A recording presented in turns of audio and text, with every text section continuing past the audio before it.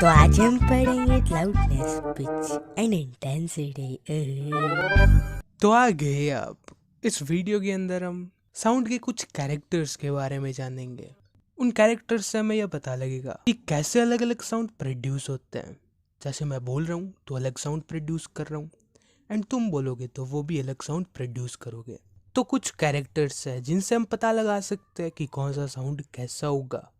पहला कैरेक्टर है लाउडनेस या फिर सॉफ्टनेस। लाउडनेस यानी कोई साउंड कितना तेज है, तो ये चीज डिपेंड करती है एम्पलीट्यूड पे। तो जैसे ये एक वेव है, तो जो ये बीच वाली लाइन है, इससे इस टॉप मोस्ट पार्ट तक का डिस्टेंस एम्पलीट्यूड कहलाता है। तो यहाँ पर एम्पलीट्यूड कम है, पर अगर हम दूसरी वेव को देखें तो उसका ये डिस्टेंस ज्यादा है, तो उसका एम्पलीट्यूड ज्यादा है। तो ये जो वेव है, ये जो साउंड प्रोड्यूस कर रही है वो ज्यादा लाउड है, एंड पहले वाले वेव कम लाउड साउंड प्रोड्यूस कर रही है। तो अगर कोई तेज बोल रहा है तो उस आवाज का एम्पलीट्यूड ज्यादा होगा, एंड अगर कोई धीरे बोल रहा है तो उस आवाज का एम्पलीट्यूड कम होगा। तो लाउडनेस एम्पलीट्यूड पे डिपेंड करता है। एंड अब एक और कैरेक्टर है जिसका नाम है पिच। पिच यानी तीखापन।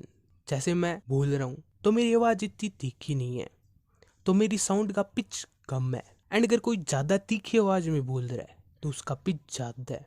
पिच फ्रीक्वेंसी से रिलेटेड है। तो एक सेकंड के अंदर कितनी वेव्स पास हो रही है उसे हम फ्रीक्वेंसी कहते हैं। तो जैसे हमारे पास ये दो वेव्स हैं, तो ये एक्स एक्सिस रिप्रेजेंट करता है टाइम को, यानी ये वाली लाइन टाइम को रिप्रेजेंट कर रही है। तो यहाँ से लेके यहाँ तक का डिस्टेंस अगर एक सेकंड है, तो इस एक सेकंड के अंदर आधी तो वेव पास हो रही है, क्योंकि ये एक वेव का आधा पार्ट है। तो इस वेव की फ्रीक्वेंसी क्या होगी? Half hertz. भूलो मत, फ्रीक्वेंसी की ऐसा यूनिट हर्ट्स होती है। एंड यहाँ पर एक सेकंड के अंदर आधी वेव पास हो रही है, तो इसकी फ्रीक्वेंसी है हाफ हर्ट्स। एंड अगर हम दूसरे वाले डायग्राम में देखें तो उसके अंदर इसी एक सेकंड के अंदर पूरी एक वेव पास हो रही है, तो इसकी फ्रीक्वेंसी क्या होगी? 1 हर्ट्स। तो पहली वाली वेव कम पिच के साउंड को रिप्रेजेंट कर रही है, एंड उसकी फ्रीक्वेंसी भी कम है। पर दूसरी वाली वेव ज्यादा पिच के साउंड को रिप्रेजेंट कर रही है, एंड उसकी फ्रीक्वेंसी भी ज्यादा है। यानी जितनी ज्यादा फ्रीक्वेंसी होगी उतना ज्यादा पिच होगा। तो frequency and pitch directly proportional है। डायरेक्टली प्रोपोर्शनल यानी जैसे जैसे फ्रीक्वेंसी बढ़ेगी वैसे वैसे पिच बढ़ता जाएगा। तो अगर किसी की तीखी आवाज है तो वहां पर ये समझ लेना कि वहां पर फ्रीक्वेंसी ज्यादा है। एक बार फिर से बता देता हूँ। तो लाउडनेस डिपेंड करता है एम्पलीट्यूड पे, यानी मीन पोजीशन से ऊपर वाली पोजीशन तक का डिस्टेंस। तो अगर वो ज्यादा है तो लाउडनेस ज्यादा है। एंड पिच डिपेंड करता है फ्रीक्वेंसी पे, यानी एक सेकंड के अंदर कितनी वेव्स निकल रही है। तो अगर कहीं पर म्यूजिक चल रहा है एंड कहीं पर नॉइस है, तो हमें अच्छा तो म्यूजिक ही लगता है। तो ऐसी क्या चीज है जो म्यूजिक को हमारे कानों के लिए अच्छा बनाती है पर नॉइस को अच्छा नहीं बनाती? भले ही म्यूजिक एंड नॉइस की लाउडनेस एक ही हो, पर भी हमें म्यूजिक अच्छा लगेगा।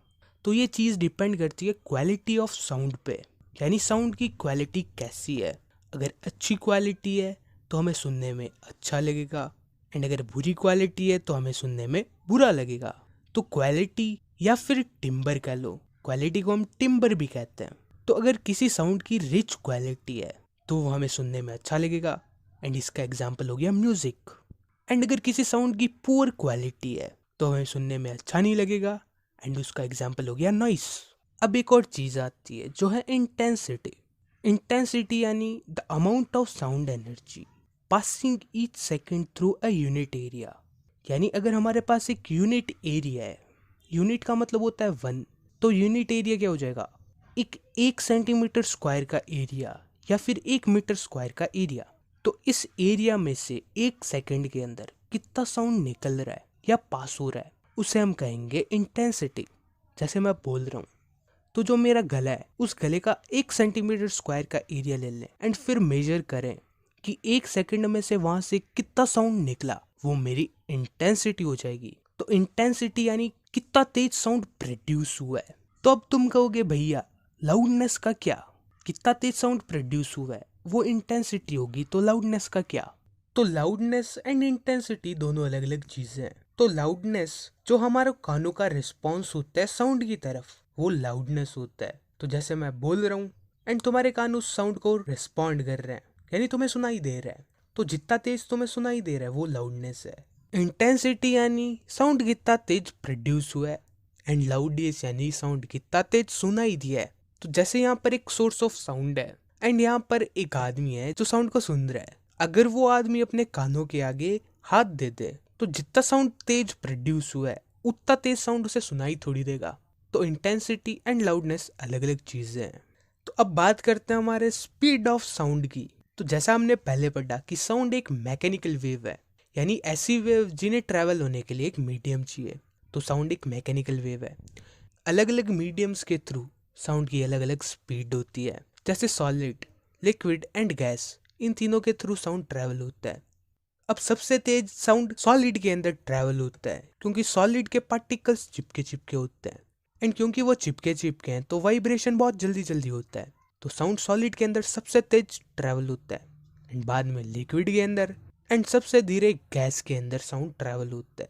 एंड स्पीड का एक फॉर्मूला होता है जो हम बचपन से पढ़ते आए हैं। स्पीड होती है डिस्टेंस अपॉन टाइम। तो यहाँ पर हम साउंड वेव की बात कर रहे हैं, तो साउंड वेव का डिस्टेंस क्या हो जाएगा, वेव लेंथ, यानी डिस्टेंस की जगह हम लिखते हैं वेव लेंथ, एंड टाइम यानी टाइम पीरियड। तो यहाँ से हमें एक स्पीड का फॉर्मूला मिल जाएगा। स्पीड को हम रिप्रेजेंट करेंगे v से, जो कि है लैम्डा अपॉन टी। एंड अगर तुम्हें पहले याद है तो हम 1/t को क्या लिखते हैं, न्यू। न्यू यानी फ्रीक्वेंसी। तो इस 1/t की जगह हम क्या लिख सकते हैं, न्यू। तो स्पीड का हमें एक और फॉर्मूला मिल गया जो कि है लैम्डा इंटू न्यू। यहाँ पर lambda wave length and new है फ्रीक्वेंसी। तो अब इससे रिलेटेड एक क्वेश्चन करते हैं। क्वेश्चन है, a sound wave has a frequency of 2k hertz. 2k यानी 2 kilo hertz and wavelength of 35 centimetre. Calculate the speed of sound. तो क्वेश्चन के अंदर हमें फ्रीक्वेंसी दी हुई है। फ्रीक्वेंसी को हम रिप्रेजेंट करते हैं न्यू से, यानी ये सिंबल न्यू है जो कि है 2 किलो हर्ट्ज।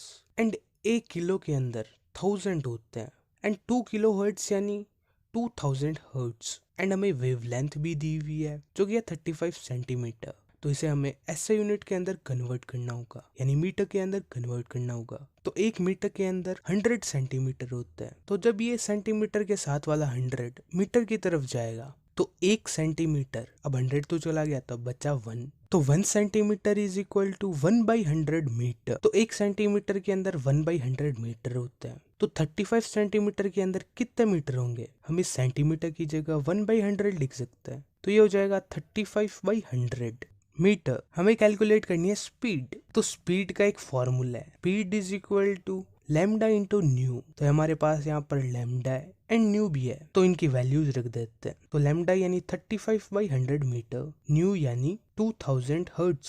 तो 35 के नीचे वाले 2 जीरो एंड 2000 वाले 2 जीरोस कैंसिल हो जाएंगे। तो ये हो जाएगा 20 इंटू 35, एंड 35 टू जा क्या होता है 70, एंड 20 के पीछे एक और जीरो था तो 70 के पीछे भी एक और जीरो लगा देते हैं। तो हमें स्पीड मिल गई 700 मीटर पर सेकेंड।